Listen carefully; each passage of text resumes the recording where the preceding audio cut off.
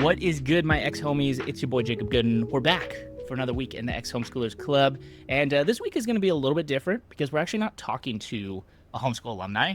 We're going to talk to someone about high control religion, exiting high control religion. And, the reason I thought that this topic was important is because homeschooling and religion go very hand in hand, and it's kind of hard to separate. I know for myself, it was a huge part of my homeschooling experience, and so it's very hard sometimes to separate those two.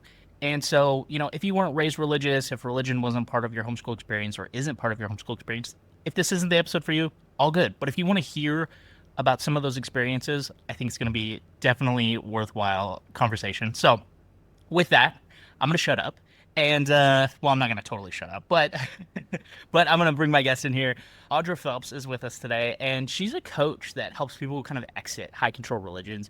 Has a background involved in the LDS Church, and so yeah. So with that, Audra, welcome to the Ex-Homeschoolers Club. I'm so proud and happy to give you like an honorary pass for the day to be in here. Thanks, Jacob. I'm really happy to be here. It'll be a fun conversation. Yeah, so let's kick things off, I guess, a little bit with your background. You and I chatted before, and one of the things you mentioned to me was that you come from an education background. And so you were a school teacher, is that correct? Yeah. So I've been in education for 15 years. I started out as a public school teacher in Idaho, teaching high school biology. And so I taught there, and then it was a really stressful teaching in public school, especially it was a Title I school with a budget deficit of about $14 million.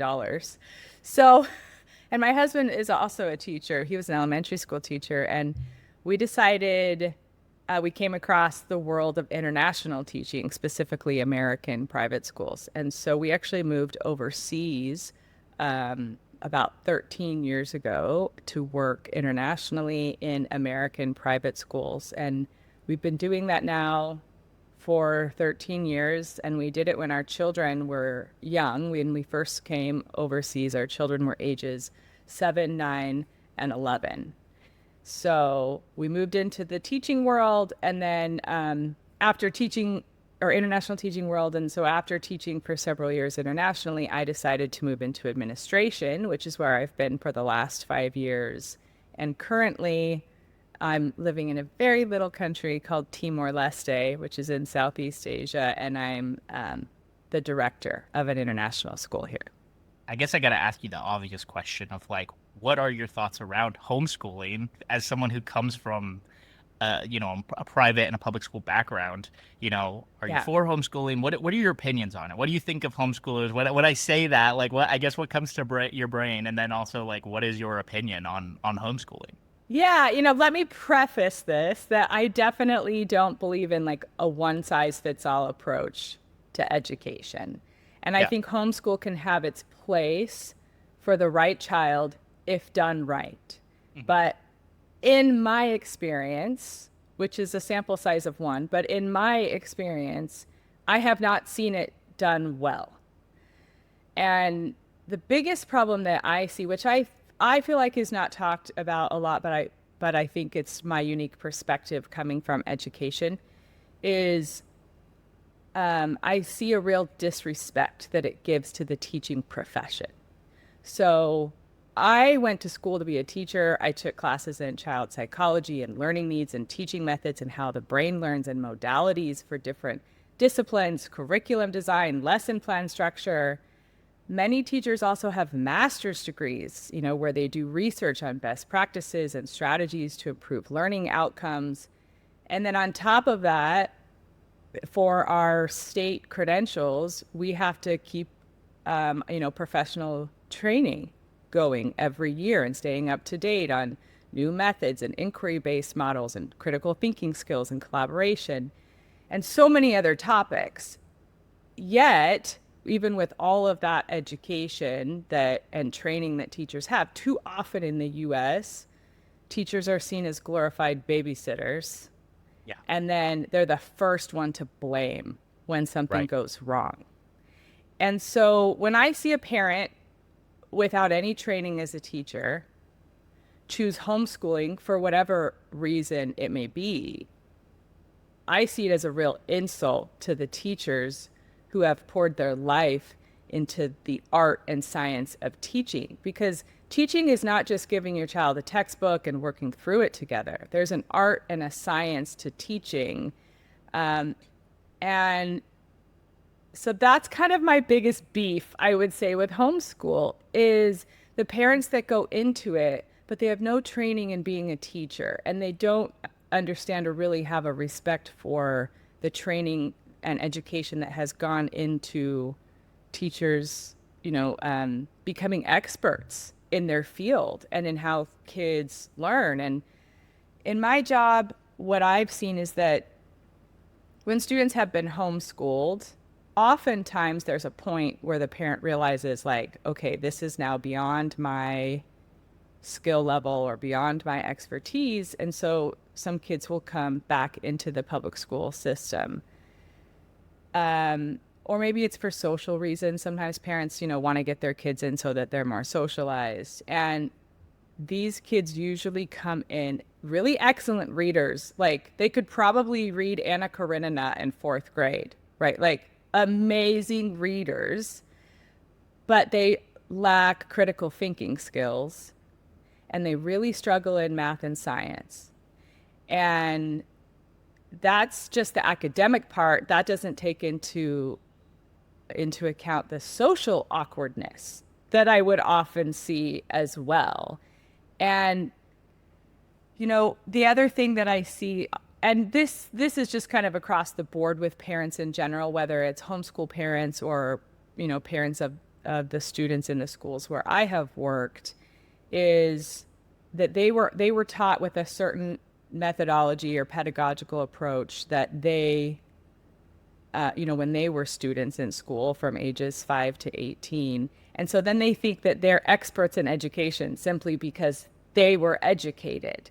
And so they'll kind of come in like, this is how my teacher taught me math, so this is the way to do it. And this is especially evident when parents decide to homeschool their kids, especially if the parents don't even have more than a high school diploma. Like, they just don't know that education has moved on from the time that they were kids, right?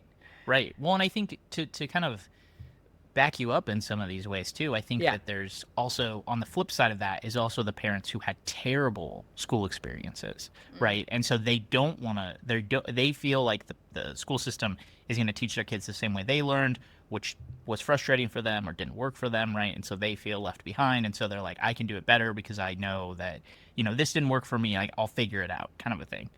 And so, I think, to your point, like, it can be done well. I believe that there definitely are some safeguards that we need to put around it. And I'm a huge advocate for places like CRHE and things like that are actually trying to develop some of the things that we can put around it to create better homeschool experiences for kids and provide them with those resources. Because I know, like, my parents were not science people. Like, my science is a weak spot for me. I'm thankful that they did bring some people into my life to help me with that. I'm fortunate.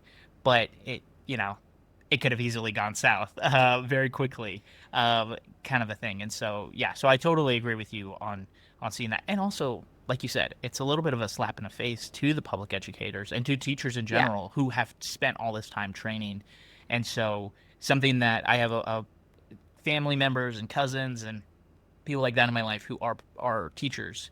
And one of the things they tell me all the time is, like, we want to work with parents, not against parents. Yeah. And so, it's more about being involved in a kid's education and, where are they struggling and how can we fix those things and how can we provide support at home and in the classroom and all those different things. And so it's like, we need to come together and work together, right? There's a place for all of these things to operate at like 110%. It just takes everybody kind of actually having the willingness to come together and work on it.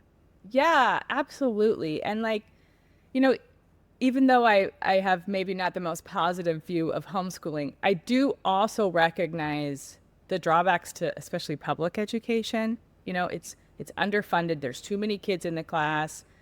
Oftentimes individual needs are not met. And then for students with any kind of neurodiversity, if the school is not like targeting learning strategies, like that they don't have a learning specialist on campus who is, working individually with students using specific learning strategies and then gathering data on how those strategies are working to support that child, then those students often get lost in the shuffle. And I completely recognize that. And I've seen this. And keep in mind that the school is also not 100% of the reason why a student might be struggling. So to your point, it really is like it's teamwork. The parents and the school have to come together to work for the benefit of the child. It's not an us versus them, which it turns into a lot of times. I'm curious, you talked a little bit about, shifting from schools here in the US to doing the world school stuff. Now, that to me, like the closest I guess I relate to that is I have an uncle who was a missionary, and him and his wife moved overseas to be school teachers for a missionary organization. And so when you talk about moving overseas, was it from a missionary perspective, or is it something completely different? No, not from a missionary perspective at all. That's a good question though, because we get that question a lot when people find out that we've lived overseas. Oh, are you missionaries? And we get, are you teaching English? And we're like, nope, neither. Okay. We're in like actual schools. I was a high school biology teacher. My husband was a Right. fourth grade teacher. Like pick up a school in the US and take it overseas. That's the structure that we were teaching in. But we chose to move overseas because we really wanted to broaden our children's worldview. My husband and I both really like traveling, but we were teachers, so there's no way we could afford to do it with 3 kids. And so we wanted our kids to learn from other cultures and see the commonalities across all of humanity. We wanted them to learn that there's more that connects us than divides us, and we really believe that when you get to know people who are different from you, the fear of what is different disappears. And so we wanted our kids to experience that. We wanted them to be able to openly share perspectives and opinions, even if they disagree with someone, and see what respectful discourse could look like. And so, in my opinion, just to kind of tie that into homeschooling too, is that a lot of times what I have seen is homeschooling does the opposite of that. Homeschooling, especially for religious reasons, I see that the parents are so afraid of differing opinions or of their children choosing a different worldview from their parents' beliefs that they shield their kids from anything that's different. Like if don't expose them to it, then they won't choose that. So it keeps their world small. But us going overseas was actually the exact opposite goal. We were trying to get our kids to be exposed to as many different opinions and cultures as we could. You nailed it right on the head to some degree of like there is this isolation that happens inside of the homeschool world. I was a part of a big homeschool group, so like, we talk about the socialization aspect and some of that stuff. Like I didn't really hurt for friends. I didn't really hurt for like I knew how to talk to people by the time I got to college and launching and things like that. I wasn't really wrestling with that, which I'm thankful for. I was a weird kid, don't get me wrong, and I still am a little bit of a weird person. But like but from the perspective of there was a lot of things that like within the homeschool community, it was just like this agreement almost, it felt like, especially among us kids, of like, well, we all believe the same thing, or we all also go to church together, or we all do these things together. And so there was kind of this like understanding of like, well, at the end of the day, we all worship the same God, and we all kind of believe the same thing. And we believe, we're all conservative, and like all these different ideologies that were getting placed on us. And so to your point, like we weren't getting that exposure of outside perspectives, of outside religions, of outside any of that stuff. And so it's weird because it's like, this is, I don't say that I was like unsocialized. However, I was isolated in a lot of circumstances. So my socialization was inside of this bubble that revolved around Christianity and similar values and all those kinds of things, which, for good or bad, a little bit of a mix in there, for sure. But like, so when you did kind of venture outside of your bubble when you got a little bit older, was it shocking? So when I got to college, I went to a Christian college. And so I still remained inside of a bubble of sorts, but all of a sudden I was dealing with different denominations of people, which that's a Uh, whole rabbit hole we could go down, right? I'm sure in the oh LDS gosh. Church, it's Yeah. another thing as well of like, you know, eh, I was non-denominational, but I'd also grown up Southern Baptist, and there's Calvary Chapel, and I went to a Free Methodist school, but there's also United Okay. Methodist, and there's all these different aspects, right, of how we translate the Bible and religious texts and things like that. So that was step one of stepping outside of my comfort zone, but still in the context of religion. And then it wasn't until I was probably 21, 22, where I was like really out in the world and getting my first job and being out around people, where I was like, I worked with people who we were just vastly different people and we believed different things. And we kind of, the job we had, we worked on Sundays together. And so we would go, when we would get off work, we would go usually for a meal or we'd go get a beer after work or something like that. And we would just hang out. And so we got to know each other. And we got to the point once you get past, you know, the traditional stuff of, oh, you have a cat, you have a dog, like this is what your hobbies are, kind of a thing. We got down to more of our belief systems. And we realized that Hmm. a lot of us believed in very similar things. Everyone was deserving of love and, you know, we wanted good in the world and stuff like that. But we come from it from different perspectives. I was a Christian, someone else was Muslim, someone was an atheist. Like we had all these different perspectives. Yeah. And that was, I think, the kind of a wake up call in a lot of ways where I went, oh, these people aren't a threat to me. Yeah. And so we can kind of like walk through it a little bit together. Um, and so yeah, so I mean, that kind of leads into like your religious background. I'm curious, like, Yeah. how long were you a part of LDS? How did you get into it? Like, and then we'll get into maybe why you left and things like that. But Yeah, sure. I was raised in, it's culturally called Mormonism, right? So the Church of Jesus Christ of Latter-day Saints, or LDS. I know now they're kind of moving away from the word Mormon, but most people know them as Mormons. So I was raised in it, born and raised in it, in a very strict Mormon household. My father actually worked for the church, so um, we definitely were rule followers. We followed every rule to a T. Yeah. And, um, let me just preface the story of, my journey of exiting the LDS church is not meant to convince other people to leave. Like, I see value in it for a lot of people. I see those who are fully committed, and I respect everyone's choices to believe what they choose to believe. I try not to be too negative about the things in the church that I didn't agree with or that I saw as problems. I give grace for that. So this story is just more about how I came to find myself and learn to listen to my own intuition, and then stopped letting a church be the one who had authority over my life.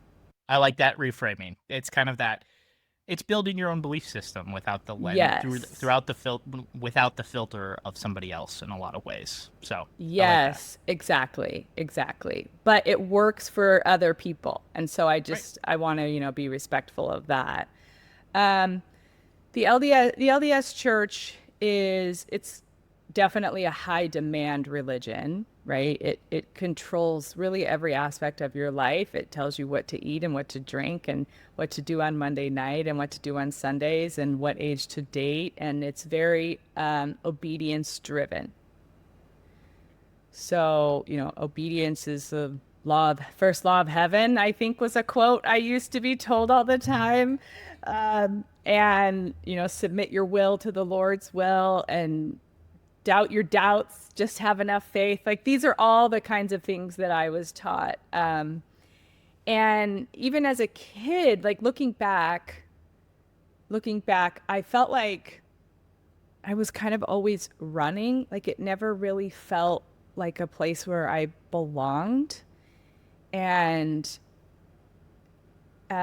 there was a lot of feelings of not being good enough. I think there was because of this obedience piece and follow the rules. Anytime you did something super small, it just felt like, oh, I'm not worthy now. I'm not good enough. And so it was this constant striving for perfection because um, also in the church there there's a lot of talk, I think, in many churches, but there's a lot of talk about the afterlife and your eternal salvation. And it was like, this life is a test, so it's going to be really hard. Just expect this life is going to be hard, right? Yeah.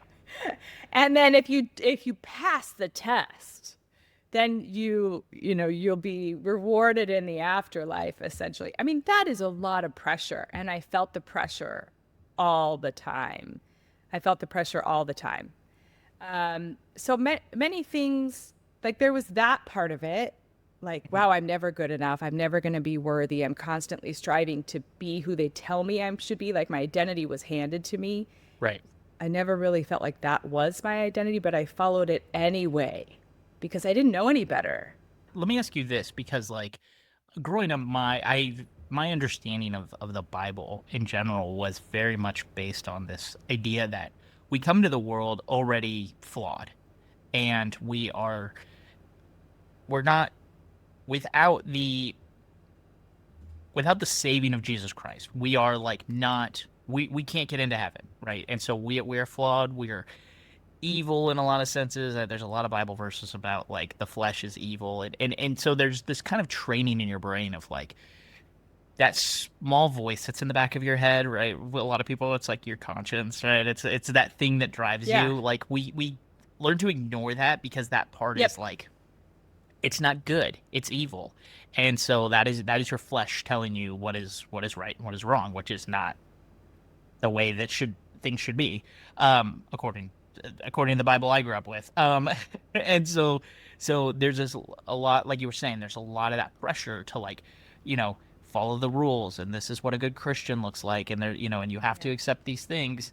And it wasn't until I got probably high school age where I started reading the Bible really on my own and started developing this idea that I was like, like this seems way too complicated for like what the Bible is actually saying. It seems like all these rules are being put on me by teachers rather than like the Bible itself. And so anyway, I'm just curious if that's like a similar, I guess, feeling that you were having as a kid, where you're like, I'm learning to just like deny myself in order to follow these rules in a lot of ways. Yes, absolutely. And growing up, I didn't know that's what it was. But yeah, Mhm. I mean, we were told the same thing. Like, the natural man is an enemy to God, and the the carnal man has these evil desires. Like, so exactly. So then your own feelings, your own intuition, like you learn to distrust yourself, and Right. you learn to constantly be looking for approval for every choice in your life from an outside source. And I would dare to say that it wasn't the outside source wasn't really God. It was really a spokesperson in the church who was speaking for God. Right. Well, I think we see that in a lot of the evangelical spaces too, of like you have these very charismatic leaders, whether it's your pastor, whether whatever it is, right? Um, Yeah. who kind of become these mouthpieces for God, Yes. right? And so their Yes. interpretation of the Bible becomes almost as good as the Bible itself in a lot of ways. And then you start to end up in areas where like IBLP and then some of these much more high control situations where it's like all of a Yeah. sudden we're starting to deviate from maybe what the Bible actually says, but people have bought in, and that's where you have this really gray area where it's almost like cult like behavior. Like is it falling too far to a cult, or is it like, are we still on the Bible side of things? Like, where are we sitting with things? And so as soon as you Yeah. start putting so much faith into a human being that is calling the shots and saying, "Oh, well, they're the mouthpiece of God," well, it starts to get a little tricky in that circumstance. Yeah, and then like Mormonism adds another layer to that because Mormonism was founded by Joseph Smith, who called himself a prophet, and they still have a what someone who they call a living prophet today. So they're following a man who's the spokesperson for God. So it's like this middleman between your relationship of between you and God. For those who are believers in God, there's a middleman there, and then the other layer to that is there's a whole other book of scripture that the Right. Mormons have, right? They have the Book of Mormon, which is supposed to be complementary to the Bible. But then what a lot of people who maybe don't know a lot about Mormonism is then there's another book. There's another book called the Doctrine and Covenants, which is the modern day revelations from the current prophets. Oh. And so, and it's considered scripture. And so, it really, really gets confusing of, so am I following Christ? Am I having this personal relationship with God, or am I following this man who's also writing scripture at the same time, Right. So it's really, there's so many other outside authorities that there's really not even a choice to follow your own inner knower. Even as kids, the church is really good with, I guess, indoctrination, for lack of a better word. As kids, every Sunday we were singing all these songs, and one of the songs that we would sing at almost every Sunday was "Follow the Prophet." It wasn't necessary. I mean, we were singing songs about Christ too, but there was a lot of songs about the prophet, about this man that we were regarding similar to God.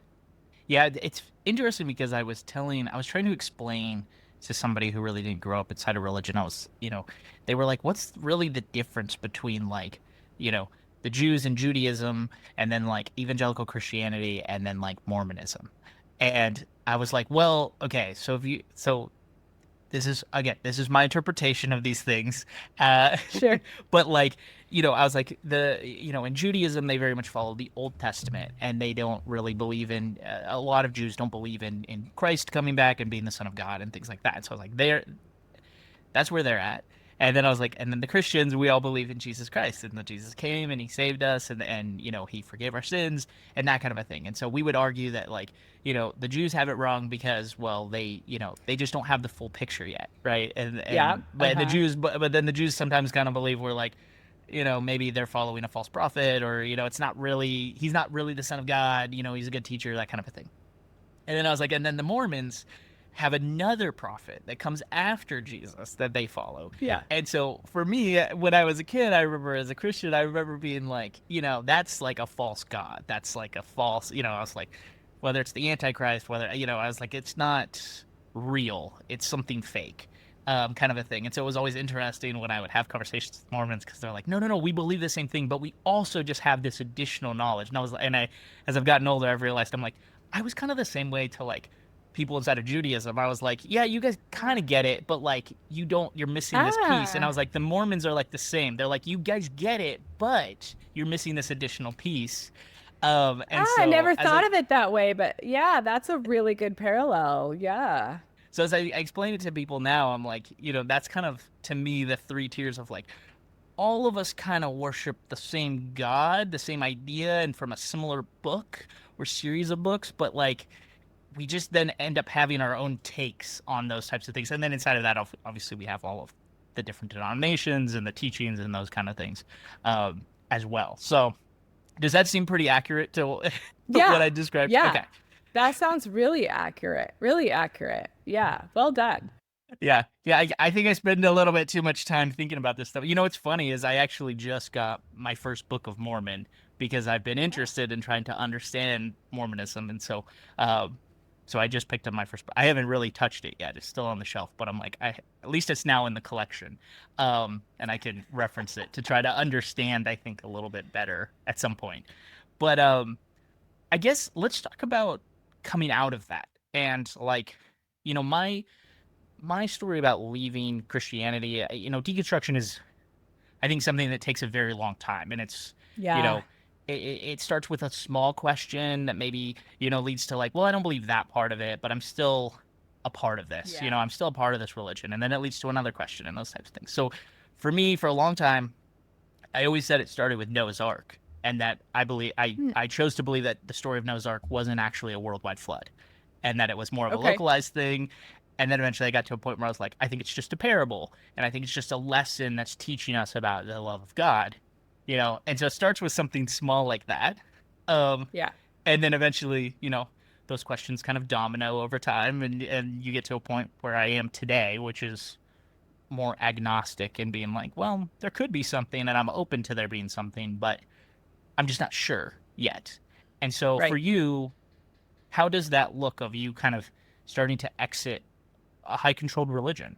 it was a really long process. I mean, like I said, hindsight, when I look back when I was a kid, there was a lot of things I didn't agree with, but I just thought, okay, well, I'm just not worthy enough to understand how God works. So I just need to be more faithful and more righteous so that I can understand this in the afterlife. Like that kind of conditioning was put in me from the moment I could, I had a cognitive ability. And, back when we were talking about, the Doctrine and Covenants and how there's a current prophet that's coming out with new doctrine and new policies all the time. Right. And I remember, like, as a teenager in Sunday school, learning about polygamy and how the church used to practice polygamy. And then they banned it. But I was like, I never understood it. What do you mean they practice polygamy? Like, it just felt icky to me from the very beginning, right? It felt, and I didn't buy the excuses. It didn't feel right, and then there was the racism in the church about withholding African Americans from holding the priesthood. And then there was what Mormons call the word of wisdom, which was like, don't drink coffee and, don't drink alcohol and don't smoke and all those things. But the coffee one never made sense to me because people were chugging Diet Cokes all the time. So it was like, well, I don't get it. Like, this doesn't make any logic. Yeah. Exactly. Exactly. It just didn't make sense to me. Right. But I would just bury those things. Like, well, I just need to have more faith. I would bury that all the time. And this life is a trial. I just need to learn to accept it. I just need to be more righteous. I just need to read my scriptures more often. I just need to pray more often. And I did that for years. And I largely followed the Mormon path. The Mormon path is very prescribed. The role of a woman is to get married young and start having children. Like, she's a homemaker, right? And so I went to BYU, where I was then kind of like you were talking about in your homeschool. You're surrounded by everyone who does the same things and believes the same things, right? Right. And I grew up in Southern California, but then I went to BYU, where I was really in a monoculture. And so I don't think I really knew that I had a choice. Like, leaving the church was definitely not a choice. Getting married later didn't seem like a choice because everybody was talking about getting married. Like, that's what everybody was doing. Yeah. And so I met my husband at BYU, and we got married very young. I was 20 years old. And, it's not that I didn't love him. I do, and we're still married today. So it worked out great, but it doesn't work out great for everybody. But so we got married and we started having kids right away because that was the expectation. Yeah. And a few years later, we moved to Idaho. We now had 3 kids, and I found myself in a really dark place of severe anxiety. I was having panic attacks all the time and really depressed. But yet I was doing everything that I was told a righteous woman does, right? I was taking my kids to church. We were following all the rules. I was a stay-at-home mom. I wasn't working. Yet I was really depressed and anxious all the time, which affected the kind of mother that I was showing up as, And looking back on that, I can say that was my body screaming at me, this is not a life that is aligned for you. You are following a prescribed life that is not authentic. This is not you. Yeah. But again, I was taught to distrust myself. And so I would just push it down. No, this is my divine role. I even remember my husband was working. I was a stay-at-home mom, and I was really struggling. And I remember saying to some people at church, some church leaders, like, my husband's really great with the kids, and I would really like to work. What if we just switched roles? Yeah, that's not going to happen. And they were like, I mean, you would have thought I don't know, threatened to murder somebody. They were like, no, that is not your divine purpose. You're a woman. your divine purpose is to stay at home and your husband's divine role is to provide. And it was like, you do not go against the norm, right? Yeah. And so there was a lot of things that happened where I just felt really, really uncomfortable. Real, things brought up a lot of anxiety. I hated going to church. And then when I turned 29, I was like, I can't live like this. I can't live like this anymore. And I never graduated from BYU. I got kicked out, which is a whole other story. But I was like, I'm going to go back to school. And we were living in Idaho. So I went back to school and I went to Boise State University. And I chose to become a teacher. Now, why did I choose to become a teacher? Not really because I was passionate about teaching. I chose to become a teacher because that was the most benign job a Mormon mom could have. Right? Because my husband was also a teacher. I would have the same schedule as my kids. I wouldn't have to put them in daycare, So it was like, okay, I could do this. And what do I like? Well, I really like biology. So I'll be a biology high school teacher. But even though I didn't necessarily choose a career that I probably would have chosen if I was making a decision just for me, it at least started to give me independence. And I started to make my own money. And I started to see that I didn't have to be dependent on a church or on a husband or anyone else, and that I was successful and worthy and accomplished as me, not as a wife and a mom, that didn't have to be my only identity. So through all of this, I mean, now I'm really questioning things at church. Like, I'm really uncomfortable at church. I don't like the things we're talking about. I don't like the things that they're teaching. But again, I just keep pushing it down, right? Then we got the jobs overseas, and the first country we moved to was Kazakhstan, which nobody knows where that is, and that's okay. So it's a post-Soviet country just south of Russia, for those who don't know where Kazakhstan is. And that was the best decision I ever made, because we moved overseas. Nobody even knew the word Mormon. Like, you're what religion? What's Mormon? I have no idea. Like, we were surrounded by people from all over the world, from a variety of different countries and cultures and religious backgrounds, and they didn't know what Mormonism was. So It was really great. But what it allowed me to do is that physical separation allowed me to step outside of it, step outside of the culture that I was living in, and see it much more objectively. Right. And so then we started traveling a lot, and we would go to like Hindu temples or Muslim mosques or different cathedrals, or even like places where Zoroastrians used to worship fire, and they would feel very spiritual to me. And that was confusing. Right. And I remember like seeing people go to these religious sacred places really dedicated and devoted and 100% committed to their religion, to their faith. And I thought, but I was always taught that Mormons were the most faithful, that Mormons were the most committed, that we were the ones that had true conviction, and no other religion had that.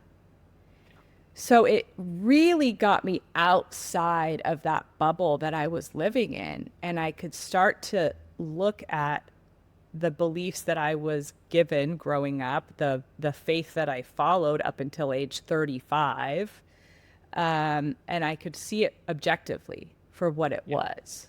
You talk about the separation, and I think that that's like, 2020, a lot of people that I've talked to who have left religion or just reshaped their belief system, 2020 was a big part of that for a lot of people. And mostly because, guess what? The world was shut down. Nobody could talk to each other. We couldn't see each other. Churches couldn't gather, right? And so it really gave, I think, people that space and that time to kind of really ask those tough questions of like, and for those people who maybe were experiencing something similar like you were with the panic attacks and the feeling, just that anxiousness going to a church setting, all of a sudden that quiets, and you then can start to ask yourself, well, why is this quiet all of a sudden, right? And like this actually feels like normal, or maybe this feels the way it Yeah. should feel. And um, I'm so thankful when I stopped going to church. It was during college, and it was because I burned out of church. I was going about 6 days a week to some kind of service and serving at a lot of them, whether it was like worship band or just handing out pamphlets or like whatever. And I had a pastor who saw this, and he had lunch with me, and he just goes, "Hey, you just at the bare minimum, you got to stop like serving inside of the church, and you just got to like attend." But he's like, "I actually think you need to take like a month off and just not come to church at all." Oh. Which then a month became 2 months, and then 3 months, and those kind of things. Because I got that feeling, that settling feeling, that peace feeling inside of myself, where I was like, oh, like it just felt like this weight was like no longer on my shoulders of like I am committed to this thing, and I still was a believer. But then anytime I would go back to church after that, I would just get that same weight of like responsibility again, and that anxiousness of like I have to perform, I have to do this thing. And so yeah, so I kind of realized I was like, I don't think this. I started being like, I don't think this church is the right fit, and then I'd go to a different church and I'd still feel the same way, and I'm like, okay, so this church isn't the right fit. So I was like seeking out a church, and then eventually I came to the conclusion that I was like, I think it's just church in general. I don't think it's actually like one particular church. But I like what you Yeah. were saying about that kind of like that separation piece. Really, I think Yeah. adds that component. And then tacked onto that, what you were saying about going to some of these religious places, whether it's a mosque or a temple or something like that, and seeing and being in those places. I'm interested because I think sometimes you said you felt like it was a spiritual place. Yeah. But a lot of times I feel like inside of kind of the high control religions, we're taught that when you're in those places, that spiritual feeling is meant to be, or is, a like evil presence. It's the enemy. So did you have any of Yeah. that, or were you actually like, okay, no, like this is just actually a peaceful spiritual place? Eventually I got to the point where it was like, no, this is just a peaceful spiritual place. But, since this was kind of a slow erosion of stepping away from the LDS church, in the beginning it wasn't like that. But I also I had traveled a little bit like in high school, and so I'd been to some other places where, like I'd been to Europe and been to some Catholic cathedrals, and I interpreted it that way when I was like in high school, like, oh, well, this is just, Satan deceiving me. So, but as I now have had some more experiences of slowly stepping away, slowly stepping away, slowly stepping away, I realized, no, this feels good. This doesn't feel bad. This is something that feels expansive and light. And I remember actually having one experience. It was it was in, I think, 2014 or 2015. It was right before I had made the decision to leave the church, and I had taken a group of students to Barcelona, and we went to Sagrada Familia, which is that beautiful cathedral that looks like the dripping candles, right? Yeah. I mean, it's just spectacular. And you Yeah. go inside, and it has all this stained glass of like these trees. It looks like trees on the inside, and all these beautiful colors coming in. And I remember sitting down in that cathedral and seeing the beauty of these trees and the light, and like bursting into tears, like just feeling this really deep spiritual connection to this place and to this beauty, and a real appreciation. But I wouldn't have had that experience if I hadn't already slowly been stepping away and slowly making independent choices, and paying attention to what felt good for me. Yeah, you would have totally missed it. You would have, you probably still would have been in that like, you know, what I'm feeling is a spiritual presence, but it's the enemy. It's, it's Yes. or maybe there is no spiritual presence, So that's so Yeah. interesting. I'm curious too, like, one of the things once you get outside of it and you finally are like, okay, like I'm out. I've removed myself, like you could say it out loud. I remember the day I literally looked in the mirror and I was like, I'm not a Christian anymore. And I was like, Oh, I remember oh, that day too. I was Yeah. like, I said that, and I said, you are a good person. And I was like, Yeah. that feels really weird in my body. And, and I was like, and you want good things for other people. And that doesn't come from your belief in the Bible. That just comes from the fact that you are a human being who wants good things for other people. And I Hmm. remember I just Yeah. started crying in that moment, and being really overwhelmed. And I was like, oh, whoa, this is very different than I had ever experienced. But since that, a lot of, I'm going to call them religious traumas pop up. And Yeah. it's a lot of those trainings. It's a lot of that stuff that just was so deeply ingrained in who we are as children, as young adults, even as full-fledged Yeah. adults with kids. So I'm curious for you, as you stepped outside of that and you finally were able to say, like, okay, I'm not this anymore. I'm no longer a Mormon. I no longer believe this. What do you do then as those things start to pop up for you where you're like, okay, now I have to unlearn all these teachings that have existed inside of my body? How are you dealing with that? Oh my gosh, it was so confusing. It was so confusing. Like, you say you remember the moment that you could say I'm not Christian. I was the same way. I can remember the moment where the church had come out with a policy that just slapped me in the face, and I was already mostly out at the time, but I couldn't bring myself to say I am not Mormon. Like I just oh, like I couldn't bring myself to say those words. And they came out with a policy that I just really, really had a visceral reaction to. And I remember walking upstairs, going into my bedroom, shutting the door, looking at myself in the mirror and saying out loud, I am not Mormon. And like, I just felt it in my whole body. Like, I am not Mormon. And so, and in that moment, like, I felt like the world just opened up into a million stars. Like, it just felt so expansive. So there's this great moment of like 100% certainty and clarity that I am not Mormon. And then the next day it was like, then what am I? Right. It's a little I, existential dread. yeah, like, I know what I'm not, but I don't know what I am because I Yeah. have spent 35 years telling myself I'm Mormon, I'm a daughter of God, I'm all of those things, all of the identities that the church gave me.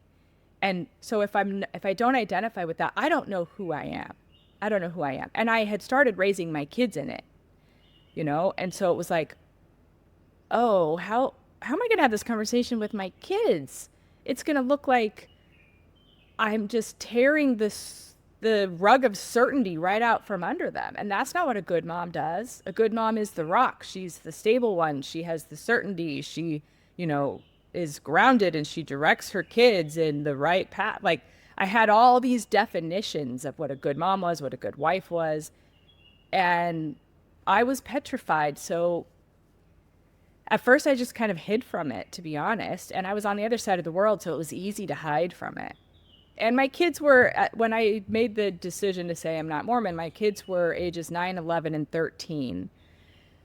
So they were old enough to know, what we had started bringing them up in, but then still young enough where it wasn't like we needed to necessarily have the really big existential conversations yet. So I felt like I had time to hide, which maybe wasn't necessarily the best route looking back. I probably could have been a lot more open.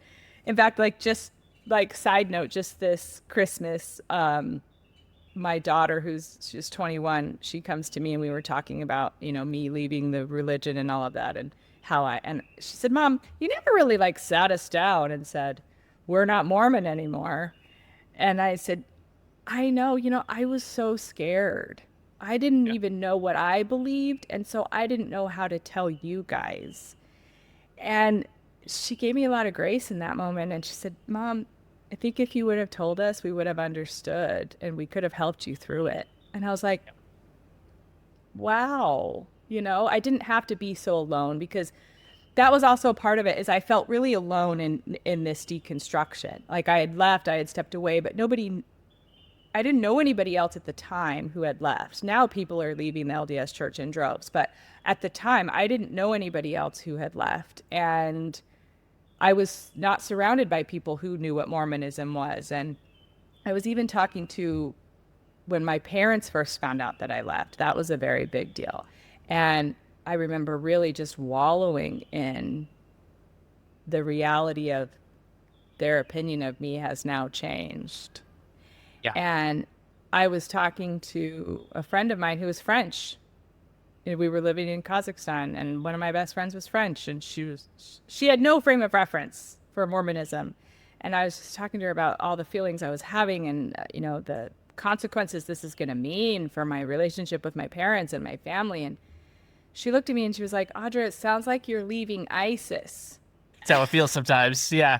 And I was like, oh my gosh, that's what it looks like to the outside world. And I couldn't recognize that because that's the amount of control that the church has over your psyche, right? Over your thoughts and your beliefs and your behaviors. And even now, I've been out of the church over 10 years, and even now there's something that comes up and I go, okay, is that really my voice talking, or is that my inner Mormon critic that's still in there that I haven't pieced that part out yet.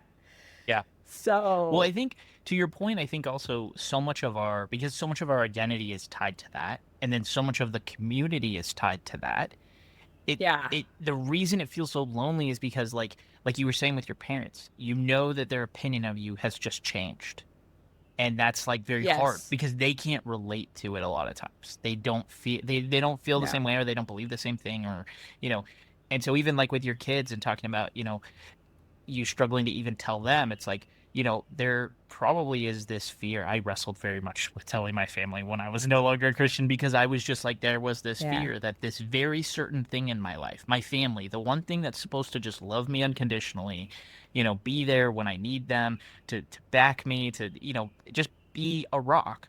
I was like, are they going to abandon me in that moment? And that's a very scary feeling, because then you truly are alone, and so yeah, I don't blame you for feeling that way. I'm curious, where your husband stands in all this, because you said you met at BYU, and so like, he- was he also deconstructing? Was he still in it? Like, how do you reconcile that? Because I know at least in Christianity, evangelical Christianity, there's very much this like, you know, there's. There's this stupid verse that always talks about like the ox, and like you have to be like evenly weighted, right? And you have to be like evenly paired, and it's the stuff yoke. like that. It's like kind of bullshit. It's the yoke, right? And like as soon as you're not, then it's like your relationship is gonna just start to like crumble and fall apart, right? And it's like it's very much like a bullshit thing, but it just feels, like I was scared to even tell my wife, and she did not grow up religious. So like, of all the people I had, I didn't need to be afraid of her. But for you in your relationship, I'm sure that to some degree it's built on this religious background. So where is he in all this, and how is he reacting to you kind of coming to this place? Yeah, I mean, my husband did eventually leave. He didn't leave at the same time that I did. Um, he knew I was struggling. I've always been very much an open book and just would share all of my, concerns and doubts and feelings with him. And he's always also been very supportive, and he's always listened to understand, not listen to respond, right? That's a really good trait that he has. And so he him and we had a lot of really good conversations, and there would be times when I would say, I don't believe this, and he would say, well, I'm not there yet. I see your point, but I still believe that, or I still want to take the kids to church. And so we had a relation, or we're still married. We have a relationship that is really based on mutual respect. And I respected his choice to still believe and still be in the church even after I left, and he respected my choice to leave. So that has been, we've been lucky. I think, especially because we got married so young and we just followed the Mormon prescribed path of like, we'd only known each other for 6 weeks when we got engaged. Oh, so you're one of those stories. We're one of those stories. Yeah. So like really statistically, we should have fallen apart in the first couple of years. Yeah. So I do think that we are one of the rare stories where we actually were perfectly matched.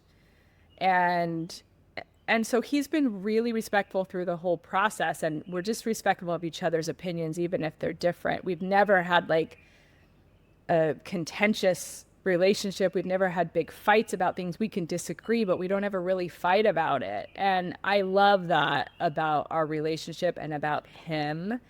And so when I made the decision to leave, he was like, okay, I can see that this is what is best for you. I'm not leaving. And I said, Yeah. okay. But then about a year later, he had a little more processing time and some other experiences where then he could say, yeah, I'm done too.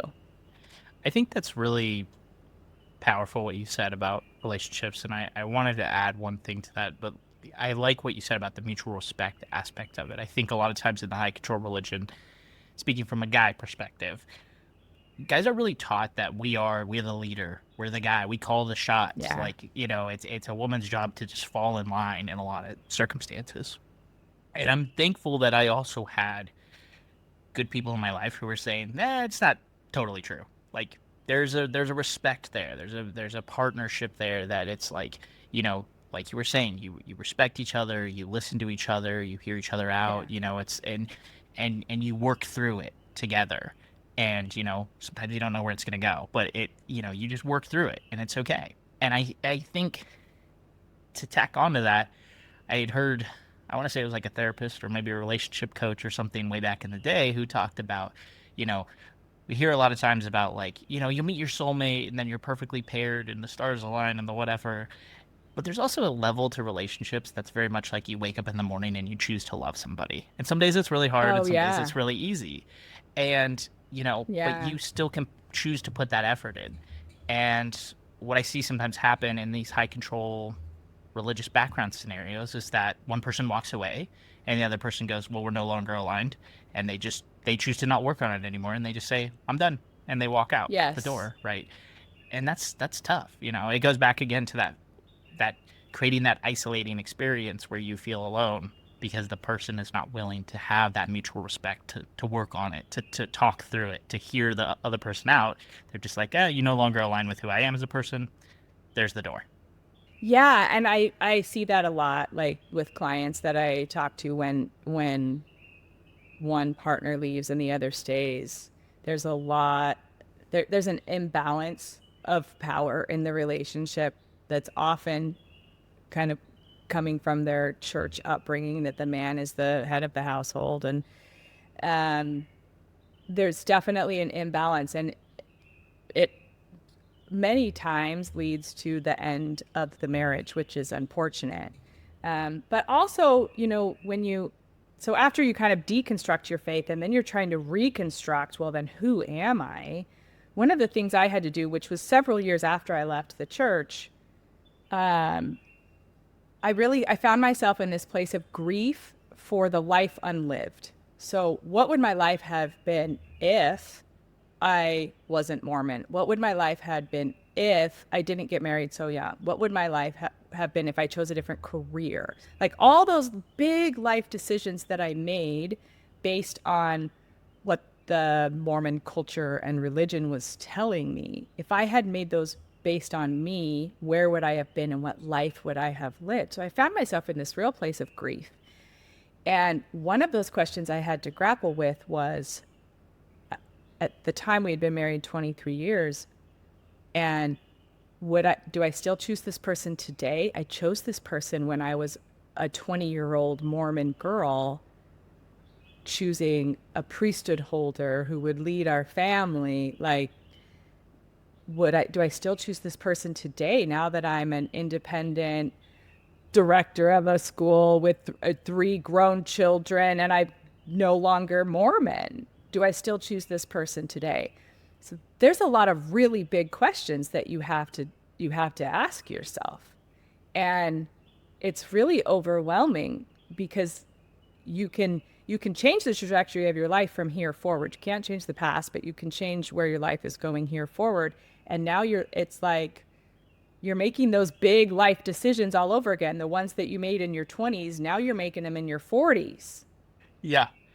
I think I'm kind of in that grief place maybe that you're Mm. talking about currently. Uh-huh. And very much from a perspective of I think I've been asking that question of like, well, if I hadn't have done this, if I hadn't have gone to this school, if I hadn't have done, XYZ, all the things you just said.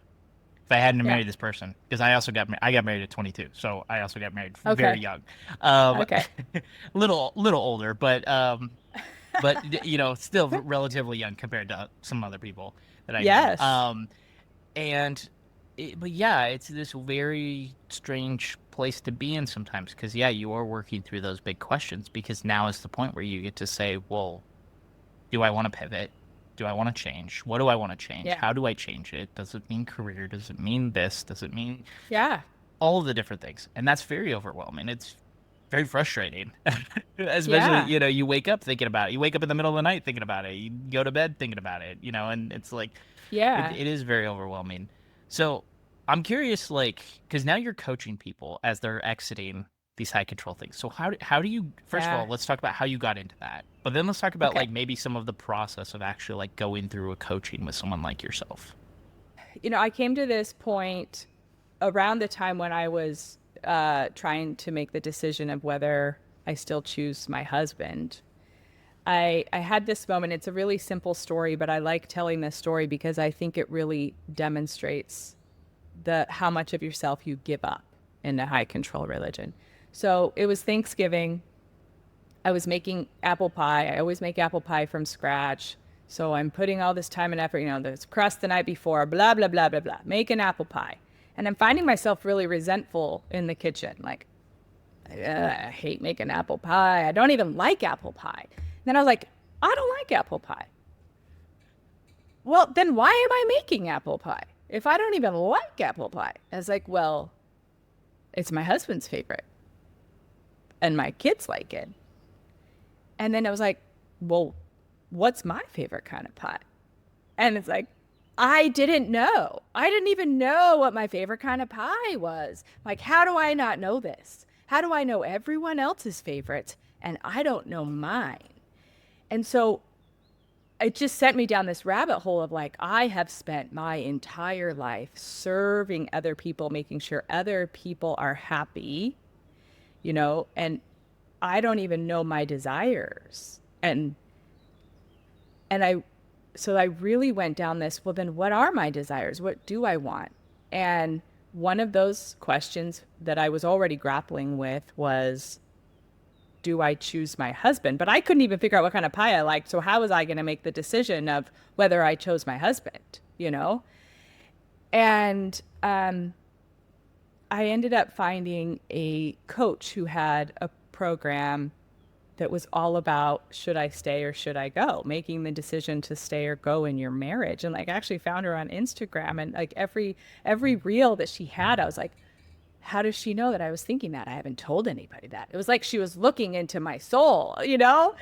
And so I jumped into her program because I was like, I can't stay in this place of confusion and stay or go, stay or go, stay or go, because I don't even know what kind of pie I like, so I can't make the decision to stay or go. Like I was spiraling in my thoughts. I was super overreactive. And that's one of the things that happens that's really common when you're reconstructing your life after leaving religion. And some of the things that I learned in her coaching program was before you can even make a big decision like that, you have to really get to know yourself. You have to calm your nervous system. You have to be able to identify emotional triggers. Where's that emotion coming from? Listen to your body, and then find out if there's a belief there that's not yours, that's giving you that emotional response to something. And then if it is a belief that's not yours, then what do you choose to believe? What's a belief that's more aligned with you? So it was a lot about like nervous system regulation, being clear in your emotions, being clear in the beliefs that were running your behaviors in the background subconsciously. And then once you kind of work through that process and you can start to regulate emotions, you can make decisions from a place of peace, because decisions should not be made from a place of worry or anger or frustration. Right? They should be made from a place of peace, but you have to do a lot of work to get to that place before you make a big decision. Yeah. So I had gone through this coaching program with her, and it was transformational. Like the things I learned about myself and the things I learned about being able to identify emotions and really dig into journaling and all of that was just so powerful that by the end of it, I was able to make a really clear decision. I choose him today. I still choose him every day. And so at the end of that program, I was talking to my coach and I said, I've made the decision to stay in my marriage. And I'm also coming to the realization that I'm in a career that doesn't align with me either. And, I really like working, like when students would come in and they would have, emotional breakdowns or whatever. I liked being their pseudo counselor and helping them work through that. And then when I moved into administration, I really liked it when parents would come in and they, I need help with my child, and they would come in for parenting advice. And I said, thinking about maybe doing something like that, like some kind of coaching or, counseling with parents. And because I know the struggles of raising children for sure. Yeah. And she said to me, well, what demographic do you want to work with? I said, I don't know. Wasn't really sure. And she knew about my faith deconstruction. And she said, have you thought about working with other moms who left the Mormon church? And like, as soon as she said that, I burst into tears. And I was like, yes, that is it. Because when you leave, you're lonely, you lose family, you lose friends, you're going through grief, but it's not like somebody died. It's a grief of something that's still there, Yeah. right? And you have a loss of self, you have mom guilt, you feel like you're screwing up your kids, and so many things are happening you can't make sense of it. And so I now have that's the path that I'm taking is I am a coach for ex-Mormon moms. I help them make sense of it. I'm very clear. I only work with moms who have already left. So I don't help people make the decision to leave a religion because that is totally up to them. Yeah. I don't want to have any influence over that. Yeah. But if people have already made the choice to leave and they're going through these big emotions that they have, I help them become the authority in their own life. I help them learn how to tune into themselves and learn how to observe without engagement, learn how to have boundaries, learn how to love themselves so fiercely that it's the only love they need. Yeah. And that's huge. That's huge. And that also translates into parenting because, parenting is a subset of who we are. But you can't be the mom you want to be if you're not clear on who you are as an individual first. One of the biggest things that my mom has apologized for and just talked about more recently with my sister and I has been this, when she started homeschooling us, I was 8, my sister was 5. My sister was homeschooled all the way through. I was coming in second grade, third grade, something like that. And my mom says this thing all the time. She goes, I was not an emotionally healthy person when we started homeschooling. And so, like, my memory, I don't really know my sister's memory on this, but my memory of the first couple years of homeschooling is really rough. And it's very just like messy. And I think part of it is I came from public school before that, and so I was used to organized. I'm an organized person. I'm a firstborn kid. I like I like organization, kind of a thing, and so it just wasn't that, and so it just didn't flow with me very well. But then we found our footing a little bit after a couple years. It felt like, but also my mom started to get emotionally healthy. She found out who she was as a mom, and she answered some of those questions. Yeah. And once she kind of started to dial that in a lot more, and it's something she's still working on to this day. Here we are. I'm almost 30, and my mom's still working on herself. So kudos, mom. But like, it definitely has it's shaped our relationship in a lot of ways because, her identity is not me and my sister and my dad. It is Yeah. now her own identity that she's built for herself. And so, I think that that's very powerful, and I commend you for what you do because, yeah, it feels very Thank isolated. you. Even as someone who I'm not a parent, I'm not a mom, like, but I know that feeling of like the loneliness that comes with that. And so having somebody on your Yeah. side who's gonna walk you through that and hold your hand, like that just is so meaningful. Yeah, it really is, I mean, moms moms have a real deep connection with their kids, but if they're not sure who they are, then it's always a little bit superficial. And when you get rid of the identity of a religion, so you told yourself, let's say from the age of 6, I am Mormon. That's your identity. I am Mormon. Right. When you get rid of that, it's like you kind of have to go back to being a 6-year-old and grow up all over again. Or whatever age that belief or identity was installed in you, once you get rid of it, you have to go back. And so in a lot of ways, I felt like I was growing up with my kids. And what I learned was, like, it's okay to say to my kids, I don't know what I believe. I don't know what I feel about this. Let's talk about it. Let's walk through it together.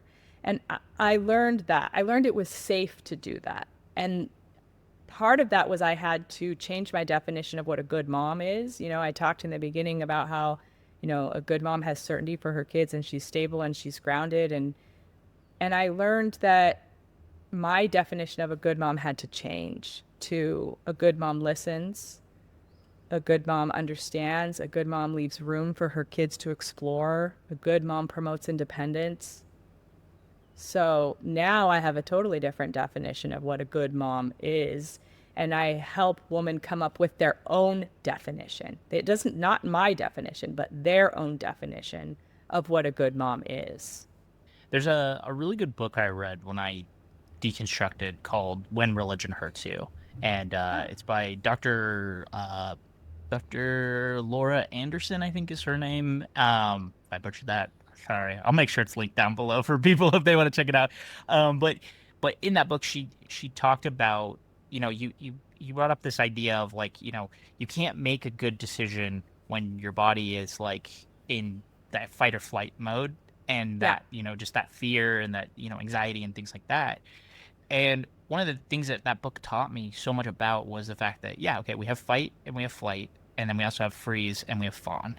And there are these four places that a lot of times, when you exist inside of a high control religion, you're just in this always on state of these Yeah. these triggers of, like, you're just ready for any of those actions to kick in at some point because of the beliefs that you have around yourself of being a good person or being a bad person, and how do you rectify all those types of things. So you always have to be running from the evil, and you have to be pursuing the good, and those kinds of things. And so she lays it out very much like a stop sign, and she's like, that's like a very yellow place to be, that then enters into, like, the red zone, right, of, like, you're in danger.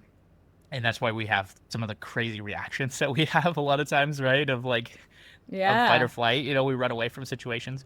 And so, again, like we were talking about, when we eventually get that separation, it's finally when we enter to, like, more of a green zone where we're, like, at Yeah. peace finally, and we can hear our brain, we can hear our body talk to ourselves. And so, like, it sounds like that's Yeah. really what you're trying to do with the moms that you're coaching, is get them out of that red and that yellow zone to be in a green zone where, okay, now we're at peace, and now we can Uh-huh. think clearly, and now we can actually, like, Yes. listen and like answer those questions. And that is, like, that's very hard to do. But Uh-huh. It is. It's not easy. I mean, you have to yeah, be willing to go through the hard work. You really yeah. do. It's not easy. Do you have any tips or, like, um, practices that you do to kind of help people enter in that space? Like, I know for me, like, I do yoga nidra, and I do meditation that helps me enter into, like, a much more peaceful zone. It chills out my nervous system. But, like, are there things that you walk people through that are, like, how to get into those places that are a calming? Yeah, I mean, the first, well, definitely meditation is a big one. I don't usually start with that, especially if women are straight out of the church, because they might still have some lingering beliefs about, meditation and other spiritual practices. It's something that I incorporate in my life. What I start with is journaling. So, like, diving into different journaling questions.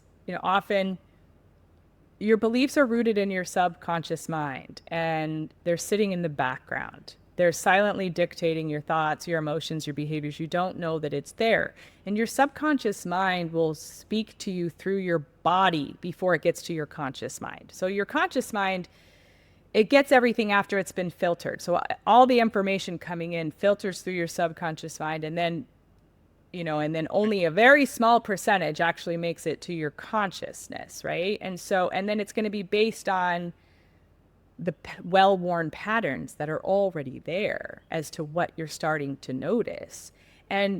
But your body is like your subconscious mind speaking to you first. And your body can identify true alignment before your conscious mind will talk you out of it. Right.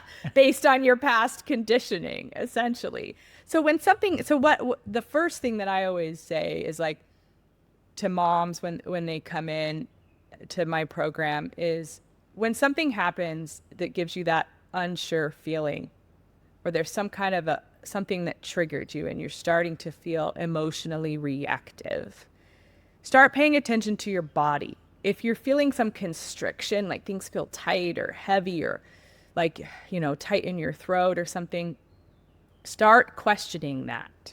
So sit down with it, like take the time with it and ask yourself, where am I feeling this? What is the resistance that I'm feeling? What is the belief that I'm feeling? What is the belief that is giving me this feeling of constriction? Like, it just doesn't feel right. And maybe it's about your definition of a good mom, or maybe it's about a belief you have, about some lifestyle choice that you were told was wrong, or whatever it may be. What's the belief behind it? And then, when did I decide that? Who did I get that belief from?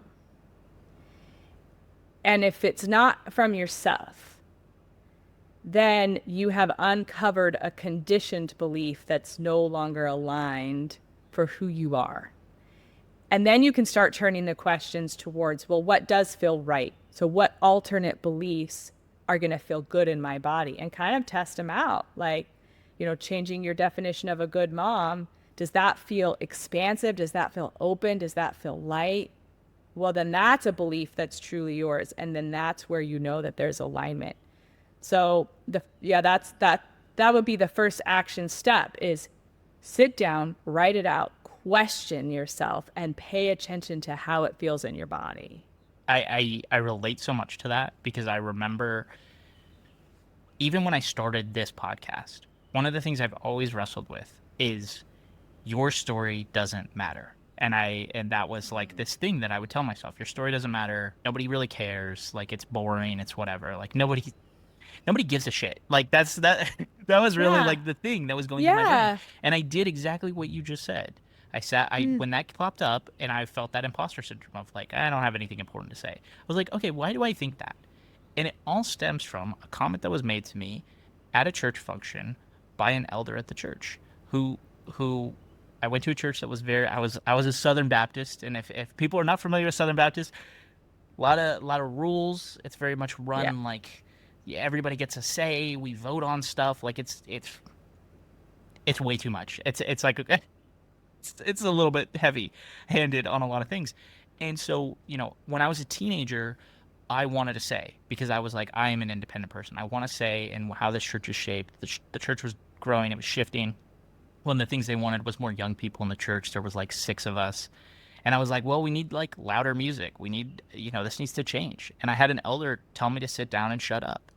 And that confirmed in me that that my opinion didn't matter, and that I didn't have anything valid to say. And so for a long time, I sat with that. I think I was probably 26. I'm turning 30 this year. Like, this is a recent thing of me finally being able to say, like, no, I have something valuable to say, and this story will impact people, and this, and so, but it took doing exactly what you said, of sitting with it and feeling, why am I reacting this way? Where does it come from? It was not my own brain. There was some old cranky white guy at a church who said something to me when I was like 13 years old. And, that's a long time to live with that. And so, but now that's gone. And I'm like, amazing. You can't get me to shut up. Yeah, I love it. Good. Shout out from the rooftops, So I think that's a powerful first step for a lot of people. Like you were saying, it's like, it just takes kind of that recognizing where those things are coming from to start with, and then you can move forward from there. So where can people get connected to you? How do people find you? I know you're primarily working with moms the Mormon church. I know that's your focus, but like if Yeah. people want to hear more about what you're doing, how do we get connected to you? Yeah, that's a good question. So I have a website. It's called mamaaudra.com. So you can go there and, get information. I would say the first step, I have a master class, which is 5 shifts that every ex-Mormon mom needs to make.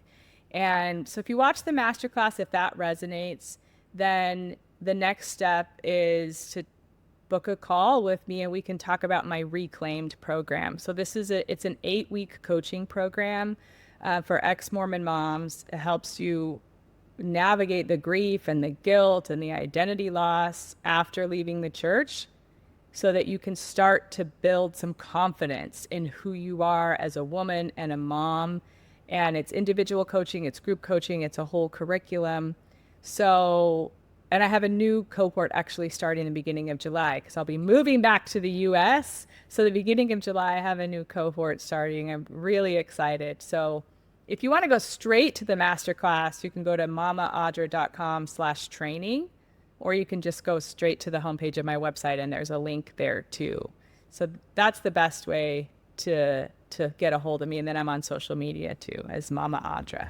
So Okay, very good. I'm gonna make sure all that's linked down below for people as great. well, so they'll be able to find it. But yeah, if you're listening on audio, and you're driving your car, Yeah. you know where to go now. Is there anything we haven't touched on that you feel like is important, or anything you want to highlight that I haven't asked about before I let you go? Well, I think my biggest message is just for those moms who feel like maybe hopeless is that with someone to hold your hand and help you get through this process, is there is a way to really reclaim who you are. You don't have to stay stuck in an identity that doesn't work for you. I love that message.